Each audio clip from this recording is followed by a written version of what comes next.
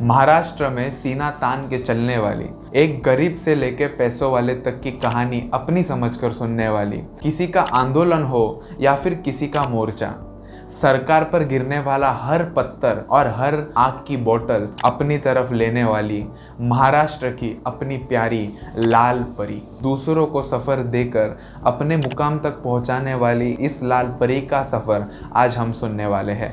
नमस्कार, मैं मिराज भगत और रोमोटॉक्स में आप सभी का स्वागत है। वैसे महाराष्ट्र में 4 व्हीलर या फिर बस से लोकल ट्रैवलिंग शुरू हुआ वो 1932 में, लेकिन उस ट्रैवलिंग पर गवर्नमेंट का ना कंट्रोल था, ना रूल्स थे, ना उस ट्रैवलिंग पर कोई कानून था। इसलिए उस ट्रैवलिंग में आने वाली किसी भी परेशानी का गवर्नमेंट के पास कोई भी सॉल्यूशन नहीं था। फिर भारत को स्वतंत्रता मिलने के बाद 1948 में बॉम्बे स्टेट रोड कॉरपोरेशन के नाम से एक संस्था को लोकल ट्रांसपोर्टेशन की जिम्मेदारी सौंपी गई। बॉम्बे स्टेट रोड कॉरपोरेशन यानी कि BSRC की पहली बस 1 जून को 1948 में पुणे से अहमदाबाद के लिए निकली थी, जिसके ड्राइवर थे तुकाराम पठारे और जिसके कंडक्टर थे लक्ष्मण केवटे। उस पहली लाल परी की बॉडी पूरी लकड़े से बनी थी, जिसमें केवल 30 लोगों के बैठने की कैपेसिटी थी। रास्ते पे चलने वाली पहली लाल परी को देखकर घर घर की महिलाएं हाथ में थाली लेकर लाल परी की पूजा करने के लिए चौक में खड़ी रहती थी। जैसे ही लाल परी किसी रास्ते से निकलते हुए दिखे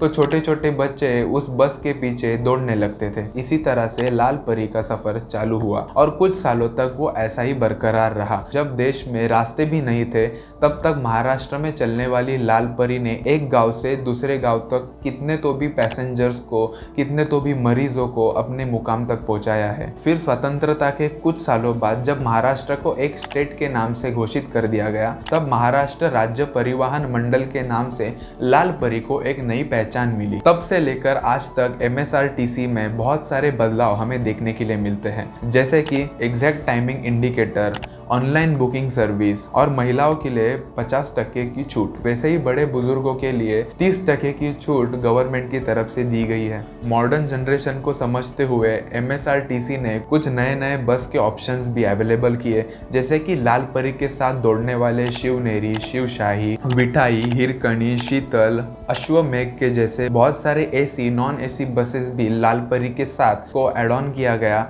जो लोगों को आरामदायक सफर दे सके। आज भी गरीब से गरीब आदमी ST में बड़े आराम से एक जगह से दूसरी जगह पर ट्रैवलिंग कर सकता है, वो भी कम से कम पैसे में। लेकिन कुछ चीजों की तरफ MSRTC को खासकर ध्यान देना चाहिए, जैसे कि उनके ST स्टैंड्स, जहां पर साफ सफाई का ज्यादा ध्यान होना चाहिए, और कुछ शॉपिंग स्टॉल्स उन्हें ST स्टैंड पर चालू करने चाहिए, जिसकी वजह से मॉडर्न जनरेशन और हाईफाई ट्रैवलिंग करने वाली पब्लिक भी MSRTC के बसेस की तरफ अट्रैक्ट होने लगेंगी। इसके लिए बहुत जरूरी है वो है ब्रांडिंग। अगर एक ब्रांड की तरह ST स्टैंड्स को एक अच्छे से मॉल का लुक और एक अच्छा शॉपिंग सेंटर का लुक दिया जाए तो वहां से भी बहुत सारा रेवेन्यू MSRTC जनरेट कर सकता है। मेरा तो पूरा बचपन लाल परी में सफर करते करते निकला है। आपने भी कभी ना कभी लाल परी में जरूर ट्रैवल किया रहेगा।